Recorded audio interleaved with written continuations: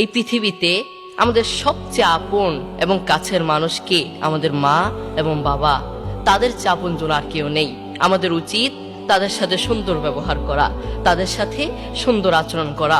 বন্ধু, আমি তোমাকে বলতে চাই, সব সময় মায়ের পাশে থাকার চেষ্টা করবা, মায়ের খেদমত করার চেষ্টা করবা, মাকে সহযোগিতা করার চেষ্টা করবা। কখনো একটা কাজ করবা না, সেই কাজটা কি? সেই কাজটা হচ্ছে কখনো মায়ের বদদুয়া নেওয়ার চেষ্টা করবা না।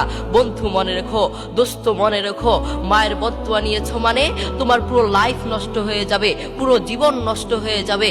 মনে রেখো, রাইফেলের গুলি মিস হতে পারে, মায়ের বদদুয়া মিস হতে পারে না, ঠিক কিনা?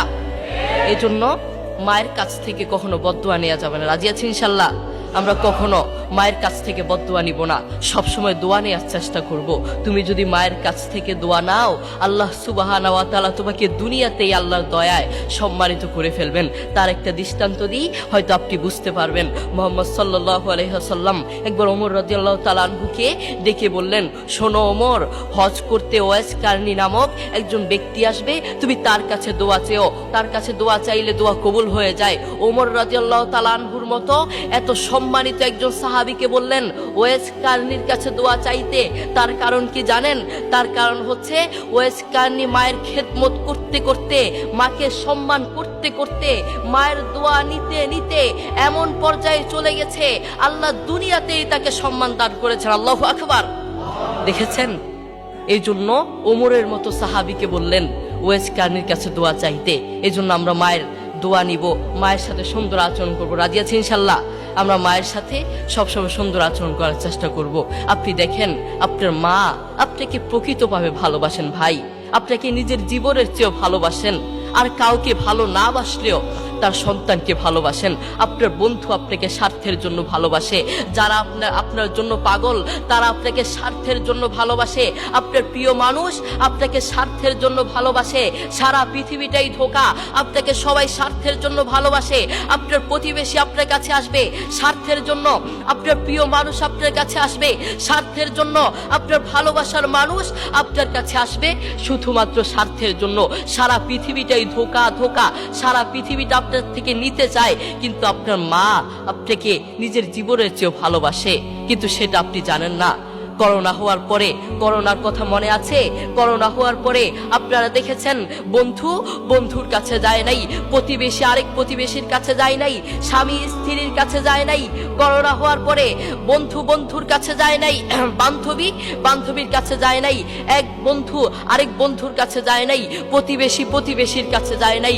কিন্তু এখন এই ইতিহাসের পাতা খুললে দেখা যায়, এখন এই ইতিহাস সাক্ষী আছে, মা তার ছেলেকে কাঁধে করে হাসপাতালে নিয়েছে। করোনা হওয়ার পরে বাবা তার ছেলেকে কাঁধে করে হাসপাতালে নিয়েছে। এখনো ইতিহাস সাক্ষী আছে, করোনা হওয়ার পরে মা তার ছেলেকে চুমু খেয়েছে। করোনা হওয়ার পরে বাবা তার ছেলের পাশে সারা রাত ছিল, ঠিক কিনা?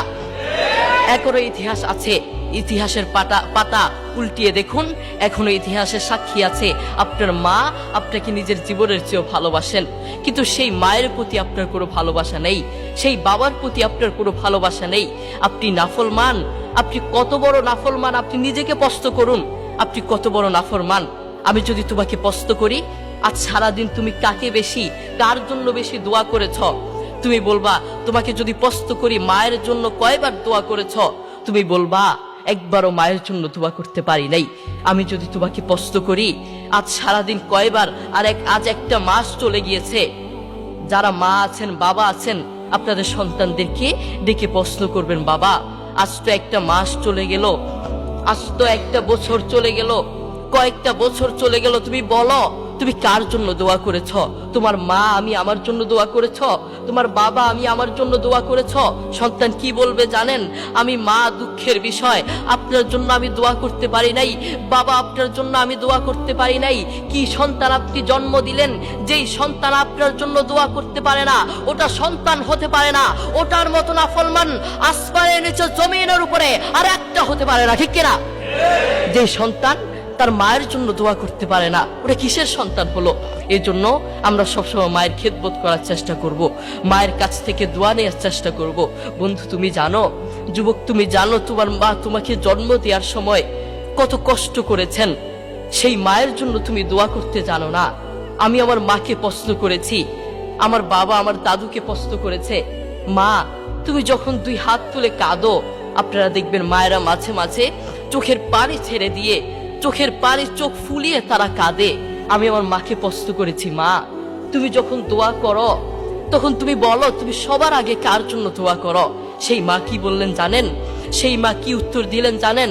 আরে বাপ, তুই জানতে চাস আমি যখন দোয়া করি, আমি যখন দুই হাত তুলে দোয়া করি, আমি আমার রোগের কথা ভুলে যাই, আমি আমার সমস্যার কথা ভুলে যাই, আমি সবার কথা ভুলে গিয়ে আমি যখন দোয়া করি আগে তোর জন্য দোয়া করি, আমার সন্তানের জন্য দোয়া করি। আল্লাহু আকবার। দেখেছেন মায়ের প্রতি আমাদের কোনো ভালোবাসা নেই। সেই মা আমাদের জন্য দেখেছেন কত কষ্ট করেন, সেই মা আমাদের জন্য সারা রাত দিন রাত 24 ঘন্টা আমাদের জন্য ভাবেন, কিন্তু সেই মায়ের প্রতি আমাদের কোনো ভালোবাসা নেই। আপনার মা আপনাকে জন্ম দেওয়ার সময় কত কষ্ট করেছেন আপনি জানেন? বর্তমান বিজ্ঞানীরা কি বলেছেন? বর্তমান বিজ্ঞানীরা বলেন একজন সুস্থ মানুষকে, একজন জীবন্ত মানুষের হাত পা ধরে ভেঙে দিলে একজন জীবন্ত মানুষ যতটুকু কষ্ট পায়, একজন মা তার চেয়েও বেশি কষ্ট পায় তার সন্তানকে জন্ম দেওয়ার সময়। আল্লাহু আকবার। এরপরেও কেন আমাদের মায়ের প্রতি ভালোবাসা নেই? কেন আমাদের মায়ের প্রতি ভালোবাসা নেই? একদিন আব্দুল্লাহ ইবনে ওমর রাদিয়াল্লাহু তাআলা আনহু কাবার পাশে দাঁড়িয়েছিলেন। তিনি দেখলেন একজন যুবক তার মাকে কাঁধে করে করে তাওয়াফ করাচ্ছে। আব্দুল্লাহ ইবনে ওমর রাদিয়াল্লাহু তাআলা আনহু তার দিকে তাকিয়ে থাকলেন।